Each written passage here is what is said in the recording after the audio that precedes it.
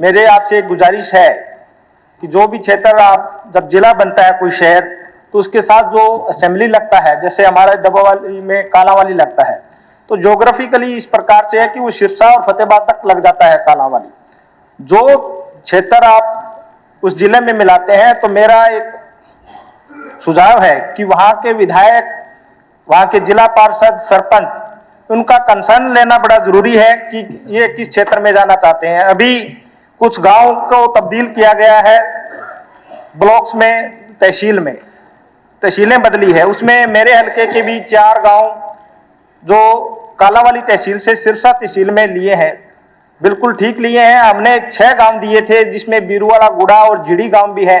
तो ये अगर डिस्कस करके हो जाए तो यह अच्छा रहता है, क्योंकि उनकी दूरी काफी रह जाती है।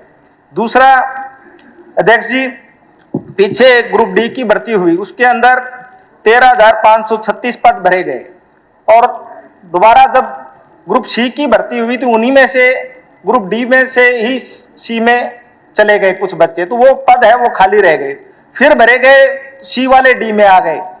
तो मेरा अनुरोध है कि या तो पहले सी की लिस्ट निकाली जाए और बाद में डी की, और या फिर डी वाली अगर बच्चे जो सी में चले जाते हैं तो ग्रुप डी की भर्ती है उसको पूरी की जाए, ताकि उसमें बहुत ही गरीब घर के और आम घरों के बच्चे हैं वो उसमें भाग लेते हैं और उनका चयन होता है।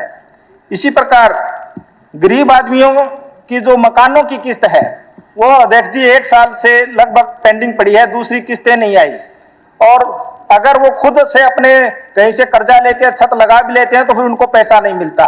तो ये जल्द से जल्द उनका पैसा जारी किया जाए। इसी प्रकार अध्यक्ष जी कि जैसे डिपो धारक है, डिपो धारक लगातार काम करता है, उसको लगातार महीने भर काम करना पड़ता है, परंतु उसकी पे अभी तक फिक्स नहीं है। तो मेरा आपसे अनुरोध है, सरकार से अनुरोध है आपके माध्यम से कि उनकी पे फिक्स की जाए, या तो उनका जो भी उनका परसेंटेज उनका तय कर रखा है वो टाइम से दिया जाए। इसी प्रकार अध्यक्ष जी मैं आपसे ये कहना चाहूंगा कि किसानों का कर्जा है वो माफ किया जाए, ये बहुत लंबी मांग है। मुआवजा है किसानों का वो नहीं मिला, वो उनको दिया जाए। और एक अंतिम बात कि बहुत ही जरूरी है, जिस प्रकार से 2 दिन पहले राष्ट्रीय गीत पे चर्चा हुई, ये पॉजिटिव चर्चा होनी चाहिए।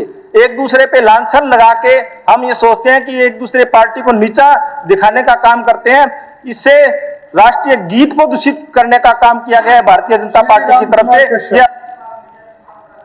दुनिया की तमाम बड़ी खबरों से जुड़े रहने के लिए लाइक करें, सब्सक्राइब करें यूट्यूब पर सच को हिंदी चैनल, और बेल आइकन दबाकर पाएं लेटेस्ट अपडेट सबसे पहले।